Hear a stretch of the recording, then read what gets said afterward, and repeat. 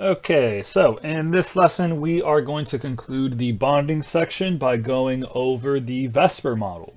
So currently, all we have been doing is drawing 2D representations of our molecules and then just showing them like that. However, in reality, all of our molecules exhibit something known as a molecular structure, which is simply the 3D arrangement of the atoms. And the way that we do get our molecular structures or the actual shape of our molecules is via the VSEPR model or valence shell electron pair repulsion model. Now, the way that the VSEPR model justifies itself is by stating that all atoms will arrange themselves in a way to minimize electron pair repulsions, or simply put, all the atoms will try to be as far away from each other as humanly possible, or atomically possible, such that the electron pair repulsions are minimized. Now the rules for applying the VSEPR model are pretty simple. You draw out the Lewis dot structure like we did in the previous video. You determine the positions of the atoms. Obviously the Lewis dot structure will give you the positions. And then lastly, from that Lewis dot structure, you'll be able to name the molecular structure of your entire molecule.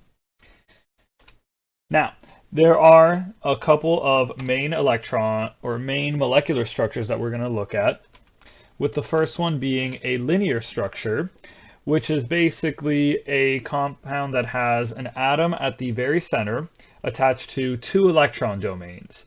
Now, when I say electron domains, these lobes right here can either be atoms, so different elements, or lone pairs. It really doesn't matter. A common linear structure is carbon dioxide. It's one carbon and it's double bounded to two oxygens. Both the oxygens have these lone pairs. And as you can see, if you were to look at the bond angle that's formed between oxygen to carbon to oxygen, you can clearly see that it's a 180-degree bond angle. So linear molecules will exhibit a 180-degree bond angle. The next one is when you have three electron domains at the center, and this is a trigonal planar structure. Your typical trigonal planar structure is going to be boron trihydride, so that's one boron, and it's attached to three hydrogens. Notice how there are no lone pairs attached to that center boron. This is basically showing us that there are only three electron domains surrounding it. And if we were to look at the hydrogen-boron hydrogen bond angle, we'd see that it's around 120 degrees. The next one, which is one of the most common shapes, is the tetrahedral structure. Tetrahedral structures are formed when you have a compound where the central atom has four electron domains sticking out of it. So the common example is going to be methane. Methane is one carbon and there are four hydrogens surrounding it. Now, off first glance, this looks like it should be a 90-degree bond angle. However, we can clearly see via the 3D structure that the shapes actually kind of pucker up and you have some three-dimensionality to this.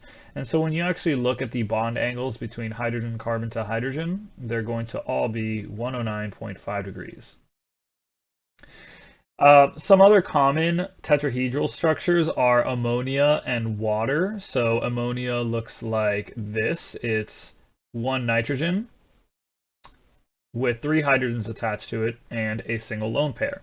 This is still a tetrahedral structure, technically speaking, just based on electron pair geometry, because we're considering this lone pair as an electron domain. So based on electron pair geometry, this is still a tetrahedral. And the same can be said about water, which looks like this. It has two lone pairs and two hydrogens. So that's four electron domains. So both of these are technically still tetrahedrals based on just the electron pair geometry. Now, the last two molecular structures involve exceptions to the octet rule. Those are, and I'm going to erase the tetrahedral structure, those are trigonal bipyramidal and octahedrals. Octahedrals are formed when you have 6 electron domains surrounding that center atom. So you can see here there's 1, 2, 3, 4, 5, 6 electron domains surrounding that center. And then trigonal pyramidals are when you have a center atom with 5 electron domains surrounding them. These are only ever formed when you have something known as an expanded octet, so these are clearly exceptions to the rule, and a lot of them are going to look very similar to pretty much what we have here. You should just look for 6 different electron domains for an octahedral and 5 for a trigonal bipyramidal. Now, even though I had stated previously that ammonia and water were both tetrahedrals, based on the molecular structure, those lone pairs are actually going to have quite the effect on the structure itself. And the reason for that is because lone pairs are going to take up significantly more space than bonding pairs will, and thus will compress bond angles between those bonding pairs.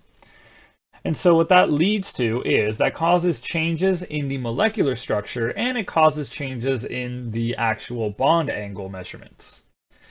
So here we have an example of water. Water looks like this just based on electron pair geometry and not discriminating between lone pairs and bonding pairs. You can see that there's 4 electron domains. Now, when we actually differentiate between the lone pairs and the bonding pairs, you can see that 2 of the electron domains are lone pairs. And so this is clearly not going to be a completely tetrahedral structure. Instead, this is going to be known as a bent shape. And a bent shape falls under the tetrahedral structure. And the same thing happens with ammonia. So here with ammonia, one of the pairs right here is a lone pair. And so that gives way to a new type of molecular structure known as a trigonal pyramidal. We've already gone over the fact that water is going to be a bent shape, and we've already harped on the fact that methane is clearly a tetrahedral.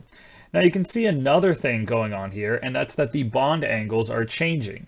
So methane, a tetrahedral shape, has a bond angle of 109.5. When one of the hydrogens is essentially swapped for a lone pair, that bond angle of 109.5 shrinks to 107. So when you have one lone pair, that bond angle gets smaller. For water, which has 2 lone pairs, that bond angle gets even smaller, down to 104.5. So we can clearly see that stacking on lone pairs is going to decrease your overall bond angle. And changing different bonding groups for lone pairs will obviously have an effect on the molecular structure. Now the very last slide is just going to show us every single type of molecular structure that you'll most likely encounter. Now reading this table is pretty simple. So if you have a molecule with 2 electron domains and none of them are lone pairs, that'll obviously be a linear structure. When you have 3 electron domains, that'll be a trigonal planar structure. However, if you have one of those electron domains is a lone pair, then it'll be a bent shape. So a trigonal planar structure would be something like boron trihydride, because there's clearly 3 groups sticking out of the boron itself. A bent shape based on a trigonal planar would be something like ozone, which looks like this. It's 1 oxygen, and it's double bonded to another oxygen and singly bonded to another one. If we're looking at that center oxygen, you can clearly see there's 3 electron domains, the 1 lone pair and the 2 oxygens. However, one of the domains is a lone pair, so it's a bent shape. And this trend is going to continue. So when you have 4 groups, you have tetrahedrals. If one of them is a lone pair, it's trigonal pyramidal. If 2 of them are lone pairs, it's a bent shape. For trigonal bipyramidal, when all of them are atoms, it's trigonal bipyramidal. When one of them is swapped to a lone pair, it's sawhorse, otherwise known as seesaw. When another one is a lone pair, it's a T-shaped, and when 3 of them are lone pairs, it's a linear shape. And I won't go over octahedral because you probably get the idea. All you have to do is draw the Lewis dot structure and count the number of groups sticking out and see how many are atoms and how many are lone pairs. Okay, that'll do it for today. Make sure you are always looking at the Lewis dot structure, saying the shape of it, and also giving the bond angles.